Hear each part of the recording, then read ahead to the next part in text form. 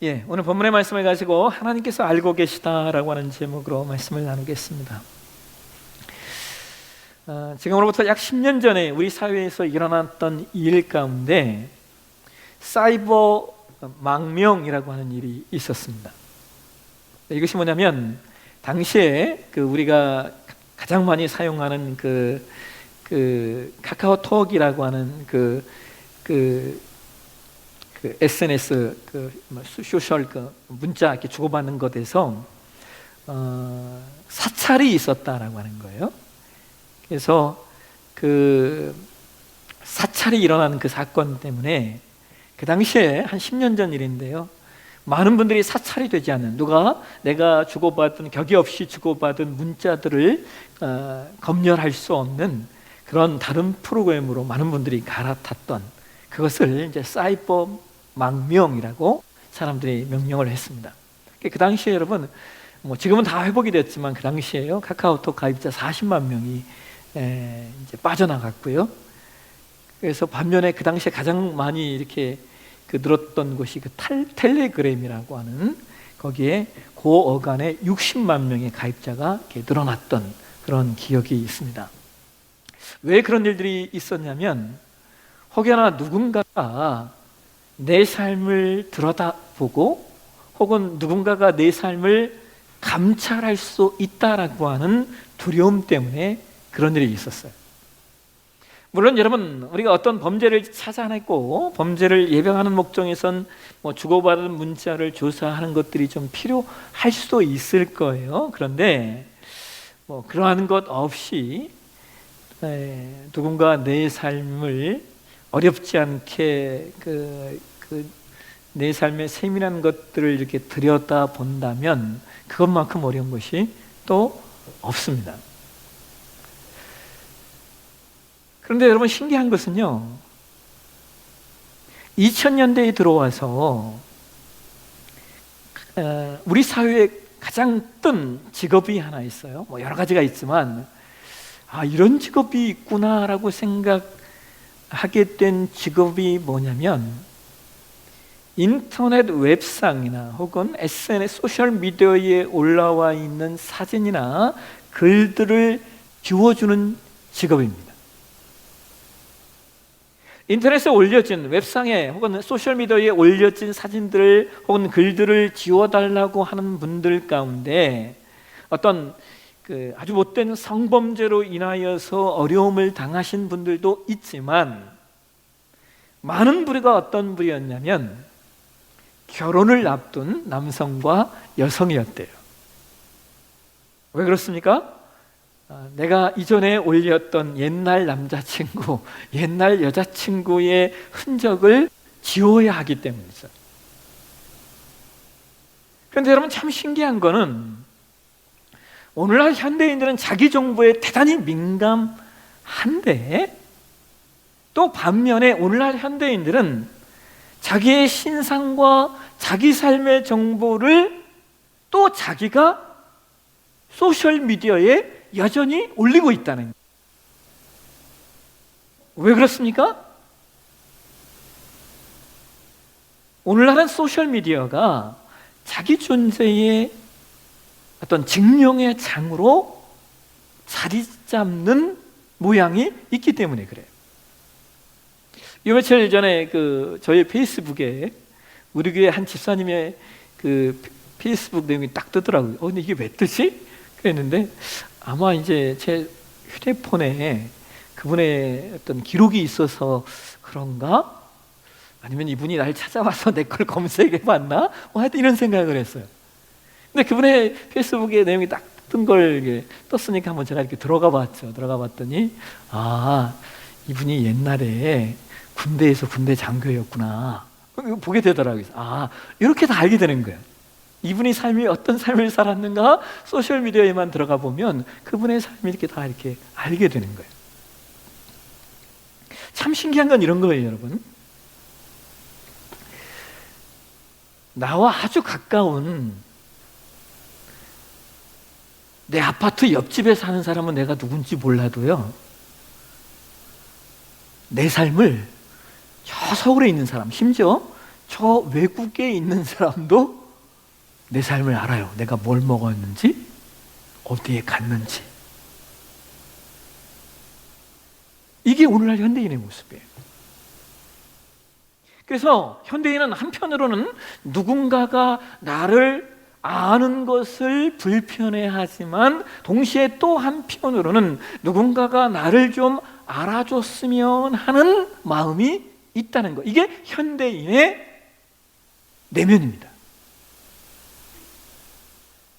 이렇게 현대인은 이러한 양면성을 가지고 있는데요. 그런데 이와 같은 현대인의 모습에 비춰본다면 오늘 저와 여러분이 봉독한 말씀에는요, 한편으로는 경악할 만한 말씀이 기록되어서 있고 또 한편으로는 대단히 위로가 되는 말씀이 기록되어져 있어요. 오늘 저와 여러분이 공독한 말씀이 시편 139편인데요 다윗은 시편 139편에서 하나님께서 우리를 어떻게 아시는가에 대해서 이런 말씀을 좀 하고 있어요. 우리 함께 시편 139편 13절에서 16절 말씀을 한번 좀 보실까요? 우리 말씀을 공동번역 성경으로 좀 보겠습니다. 왜냐하면 공동번역이 조금 더 세밀하게 번역을 해놓았더라고요. 같이 한번 읽도록 하겠습니다. 당신은 오장육부 만들어주시고 어머니 뱃속에 나를 빚어주셨으니 내가 있다는 놀라움, 하신 일의 놀라움, 이 모든 신비들 그저 당신께 감사합니다. 당신은 이 몸을 속속들이 다 하십니다. 은밀한 곳에서 내가 만들어질 때, 깊은 땅 속에서 내가 꾸며질 때 뼈 마디마디 당신께 숨겨진 것 하나도 없었습니다. 형상이 생기기 전부터 당신 눈은 보고 계셨으며 그 됨됨이를 모두 당신 책에 기록하셨고 나의 나날은 그 단 하루가 시작되기도 전에 하루하루가 기록되고 정해졌습니다. 여러분, 하나님이 우리를 어떻게 하신다라고 말해요? 우리 오장육부, 뼈 마디마디, 나의 형상, 형질, 나의 태아가 만들어지기 전부터 나를 아셨고 심지어 나의 존재성을 하나님의 책에 기록하셨대요. 그러니까 나라고 하는 존재는 어쩌다가 그냥 태어난 존재가 아니라는 거죠. 누군가 실수로 나를 만든 게 절대로 아니라는 거예요. 여러분, 특별히 시편 139편 4절을 보시면요, 우리 개역 개정판 성경에서는 이렇게 번역을 해요. 내가 주께 감사하옴은 나를 지으심이 심히 기묘하십니다. 근데 말씀을요, 영어 성경 ESV 성경에 보게 되면요, 이렇게 번역을 해요.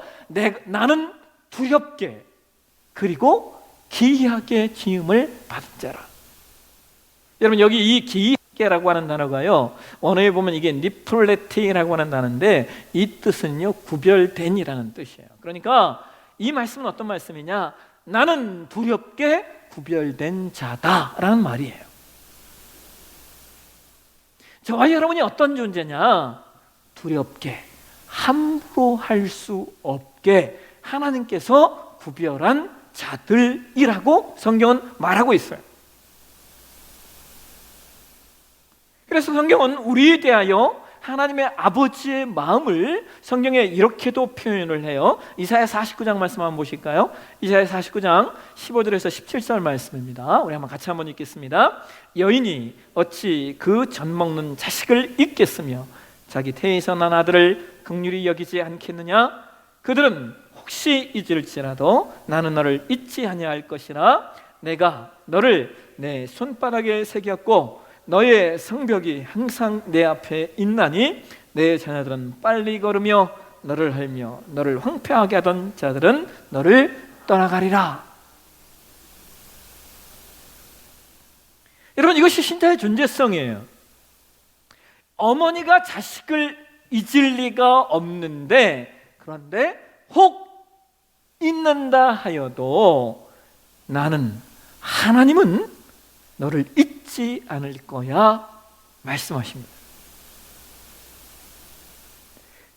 여러분, 우리가 이렇게 창조되었는데요, 특별히 오늘 시편 139편 1절에서 다윗 왕이 이런 말씀을 하고 있어요. 우리 1절 말씀을 다시 한번 보실까요?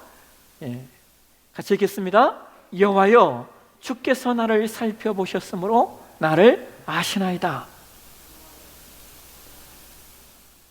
여러분, 이 말씀이 여기 살펴보셨다라고 하는 이 단어가요, 우리가 예전에 보았던 개역 한글판에서는 어떻게 번역을 한 거예요?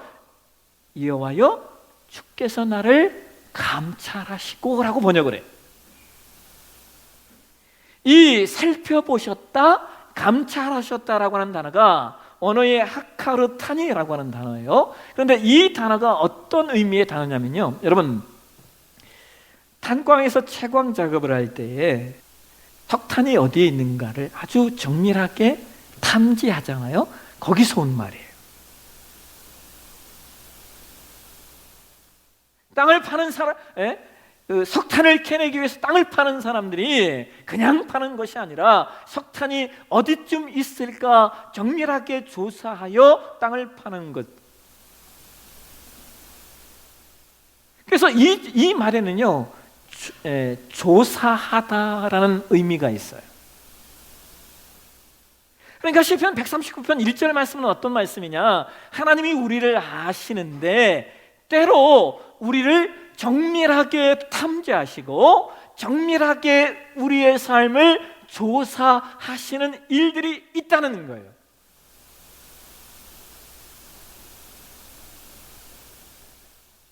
이어지는 말씀을 보면 성경이 이런 얘기를 해요. 시편 139편 2절에서 4절 말씀일까요? 한번 이 말씀을 우리 한번 표준 세번역 성경으로 한번 보시도록 하겠습니다. 같이 읽겠습니다. 내가 앉아 있거나 서 있거나 주님께서는 다 아십니다. 멀리서도 내 생각을 다 알고 계십니다. 내가 길을 가거나 누워 있거나 주님께서는 다 살피고 계시니 내 모든 행실을 다 알고 계십니다. 내가 혀를 놀려 아무 말 하지 않아도 주님께서는 내가 하려는 말을 이미 다 알고 계십니다.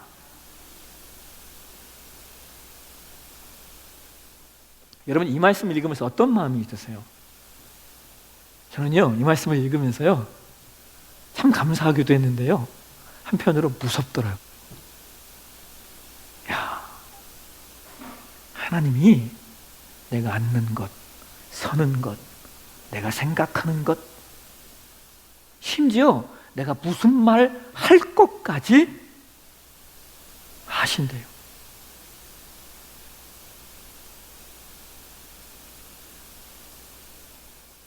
참 감사하고 안전함이 있잖아요. 아, 하나님이 나를 이렇게, 하나님이 나와 이렇게 동행하시는구나. 얼마나 큰 안전함이에요. 근데 한편으로는요, 이거 너무 두려운 거예요.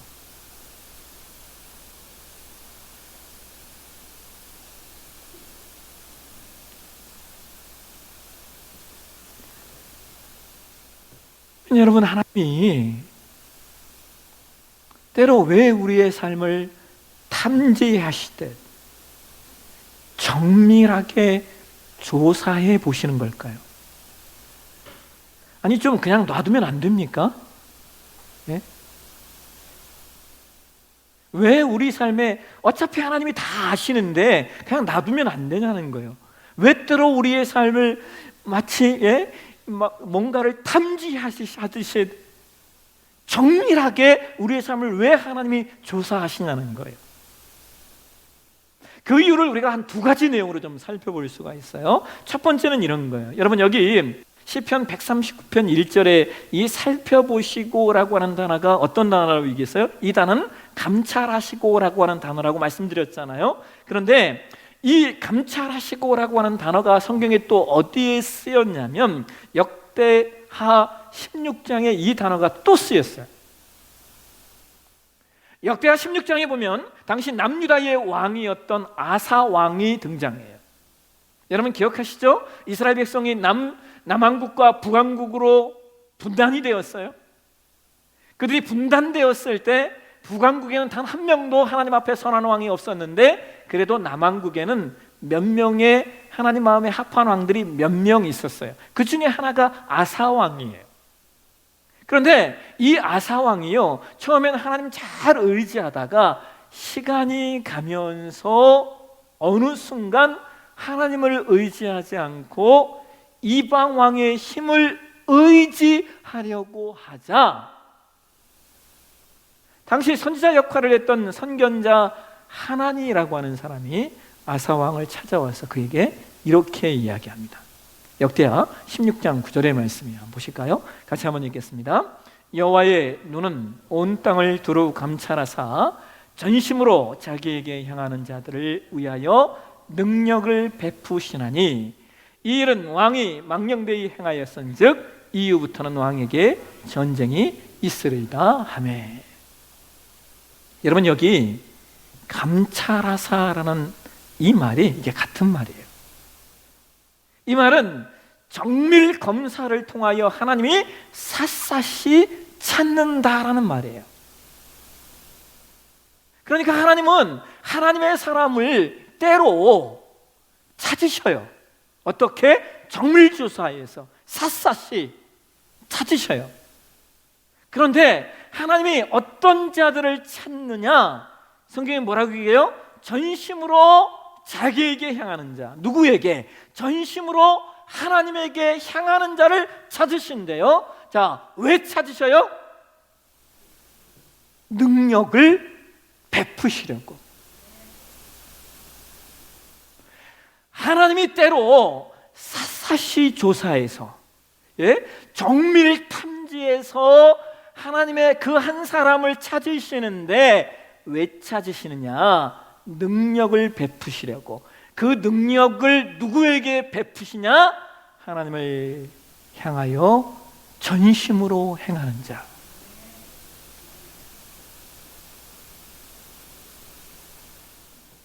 오늘 저와 여러분에게도 이 은혜가 있으셨으면 좋겠어요. 하나님이 찾으시는 그 한 사람, 누굴 찾는다고요? 하나님을 향하여 전심으로 향하는 자. 그에게 뭘 베푸시기 위하여? 능력을 베푸시기 위해서. 여러분, 왜 하나님이 이렇게 일하시는 줄 아십니까? 하나님이 이렇게 일하시는 이유는요, 하나님 앞에 전심으로 향해 있는 자들에게 하나님의 능력을 베푸셔야만이 예수 안 믿는 사람들, 그리고 세상 사람들이 보고, 아, 저 사람이 하나님을 믿어서 저렇게 사는구나. 저들이 하나님을 저렇게 잘 믿어서 저들의 삶 가운데 저런 하나님의 은혜가 있구나. 이걸 보여주시기 위한 거예요.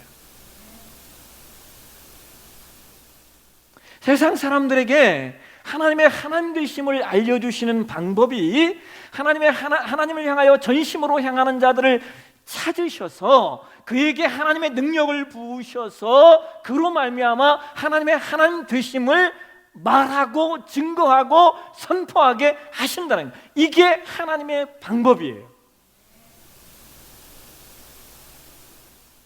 요즘 우리 교회가 단일 기도회 하고 있어요.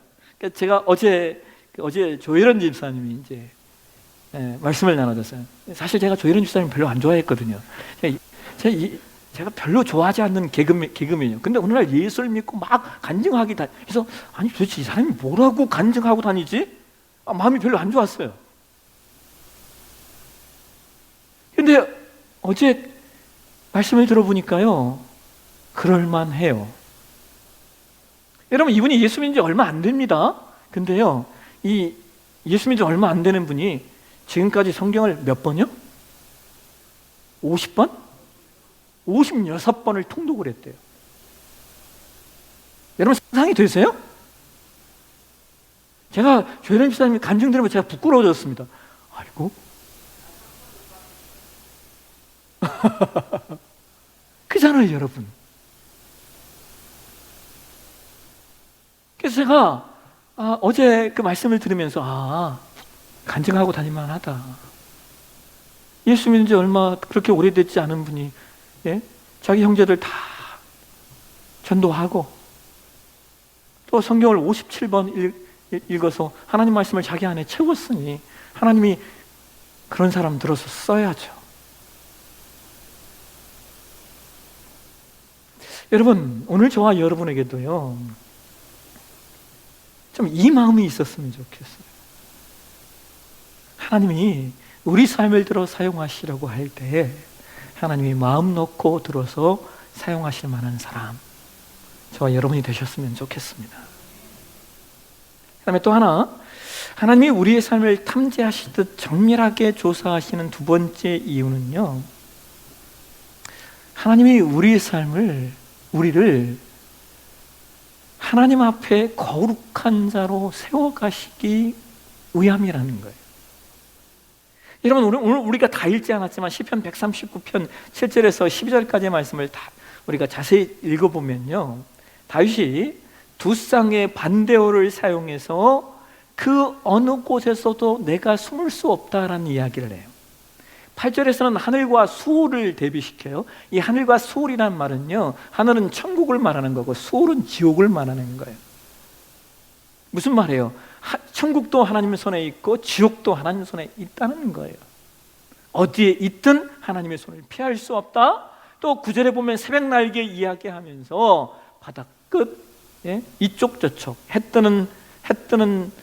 뜨는 동쪽, 해 지는 서쪽에 양끝에 있다 할지라도 하나님의 눈을 피할 수 없다.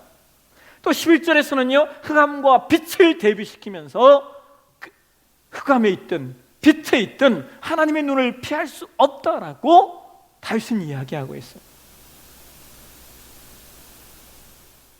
여러분, 이게 무슨 말이냐면요, 하나님은 어떤 분이시냐, 하나님의 존재 방식 가운데 하나님의 무소부재성을 말하는 거예요. 하나님은 어디나 계시다. 그래서 하나님 앞에 피할 수 있는 것이 없다는 거예요. 하나님 앞에 숨길 수 있는 것이 없다는 거예요. 하나님 앞에 보여지지 않을 것이 없다는 거예요.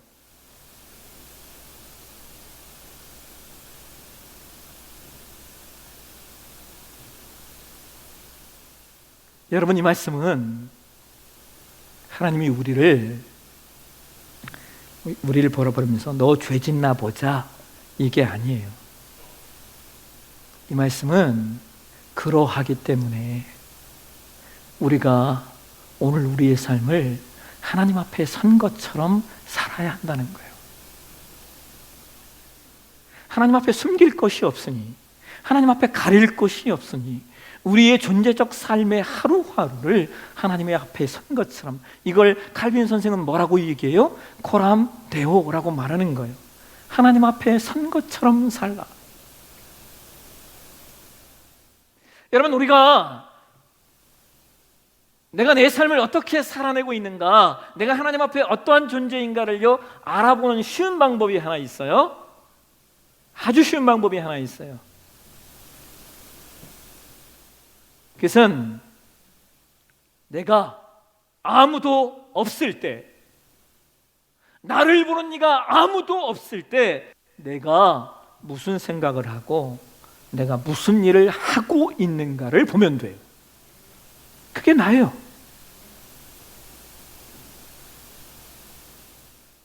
내가 아무도 나를 보는 이가 없을 때 무슨 생각을 하고 어떤 일을 하며 살아가는가, 그 자리가 거룩하고 그 자리가 순결하면 그게 하나님 앞에 선 것처럼 살아가는 겁니다. 여러분, 벌써요 다음 주일이 추수감사 주일이에요. 정말 시간 빠르다는 생각 안 드세요? 근데 저는 추수감사 주일이 오면요 반드시 하는 일이 있어요. 그게 뭐냐면 한 해를 이렇게 돌아보면서 제 마음을 하나님 앞에 드리는 일을 해요. 여러분, 한 해를 돌아보는 일은 연말에도 할 수 있는데 왜 추수감사 주간에 한 해를 돌아봐야 하냐? 추수감사 주일은요 한 해의 결산과 맞물려 있기 때문에 그래요. 한 해를 결산하며 여기까지 나를 인도하신 하나님을 기억하는 것, 그것이 추수감사의 의미이기 때문입니다. 여러분, 어떠세요? 올 한 해 저와 여러분의 삶이 하나님의 능력을 베푸시고 하나님이 전심으로 찾으시는 그 한 사람으로 존재하셨습니까? 여러분, 어떠세요? 올 한 해 하나님 앞에 거룩해지기 위해, 하나님 앞에 순결해지기 위해 몸부림치셨습니까?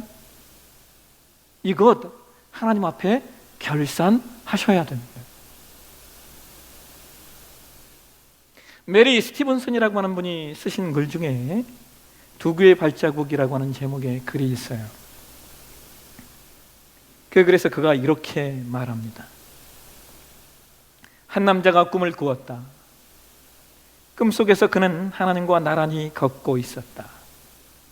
그때 그의 지나간 삶의 장면들이 주마등처럼 스치고 지나갔다.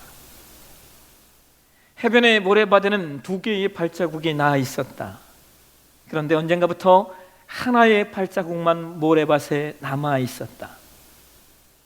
그의 삶에 가장 힘들고 곤경에 처해 있을 때 오직 그의 발자국만 남아 있었다. 외롭게 남아있는 한 개의 발자국이 그를 실망시켰다. 그는 항의조로 하나님께 물었다. 하나님, 어떻게 이러실 수 있습니까? 언제나 나와 함께 하시겠다고 약속했으면서 정작 제가 당신을 가장 필요할 때는 저를 떠나셨다는 말입니까? 하나님이 그에게 응답하셨다.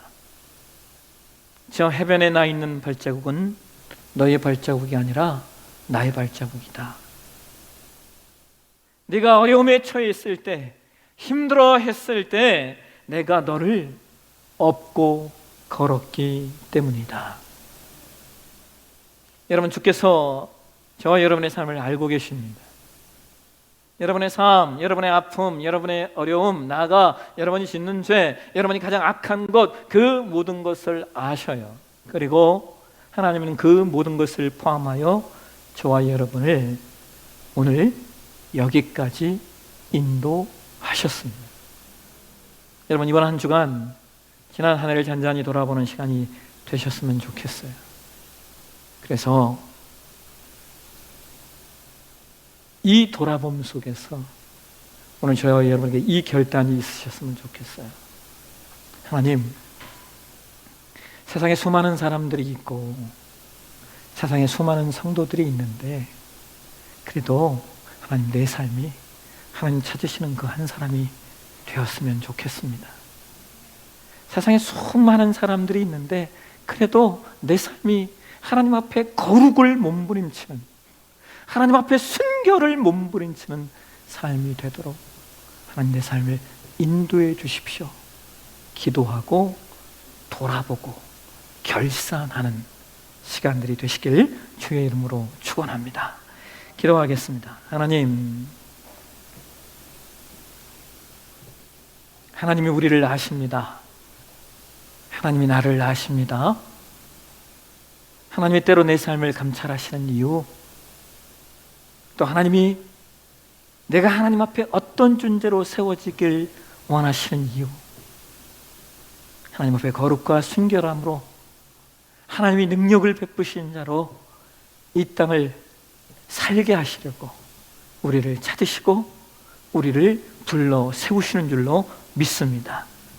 하나님, 우리의 삶이 하나님이 넉넉히 사용하실 만한 삶 되어지게 도와주시고 우리의 존재가 하나님 찾으시는 한 명으로 세워지는 데 부족함 없도록 인도하여 주옵소서. 걸어가신 예수님의 이름으로 기도하옵나이다. 아멘.